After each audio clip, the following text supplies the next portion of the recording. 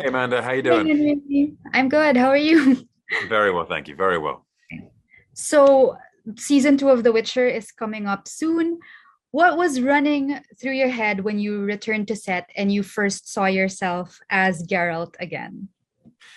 Uh, a lot of things, let me tell you. But the I would say for me, I was just on a mission to make sure that as we could get as much of the character of Geralt from the books into the show, as much as Lauren's vision would allow and the plot would allow. And so that was my driving force for the season. It really was. Hmm. And one noticeable change, and I think maybe that's one of the things that you wanted to do for the season, was that Geralt is a bit more talkative in this season. Like he says a lot more things. Like why was it important for you that this change happened?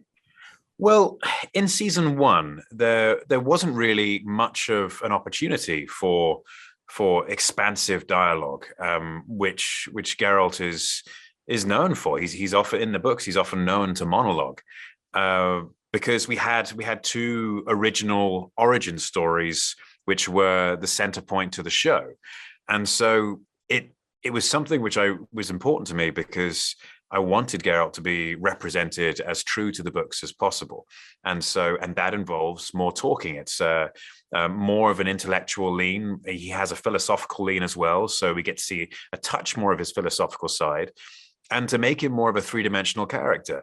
It's his relationship with Cirilla, his relationship with Vesemir shows that he's more than just this grumpy stoic character who's good at killing stuff. And that for me was something I campaigned very, very hard for.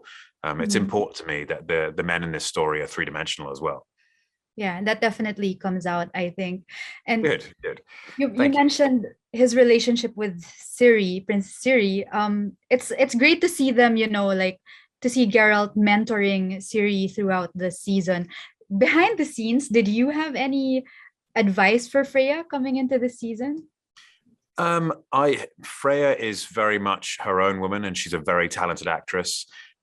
If I'm always hesitant about offering advice. If anyone ever comes to me for advice, I'm more than happy to offer it. And Freya's a fantastic actress, and she's got a long, long career ahead of her, and she's had such a wonderful opportunity in this season to show her talent. And it's been an amazing pleasure working with her. And so, as I say, she is her own woman, and it's not my place to offer unsolicited advice. But if she ever needs anything, I'm here for her. Mm. And the world of season two, it's like it's so violent in a way and it gets more and more dangerous. I felt like it really reflected reality at some point. Um, how does it feel to be telling a story like this that might, resonate with people on a more realistic level? Well, I often find in fantasy that there are parallels we can draw with real life and the real world. There are emotional stories. One of the things about the Witcher world is that it has a medieval setting, and so it feels even we can draw even closer parallels and more real world sense to it than some of the other higher fantasies. And I think Sapkowski did a beautiful job with that, and it's always impressive to read. And I'm very glad to hear that it comes out more in season two. Mhm. One last thing, and I'm sure you've been asked this like a million times today, but now that we have two seasons worth of monsters, do you have a favorite one that Geralt has encountered? I don't know if I necessarily have a favorite one. That's a tricky answer.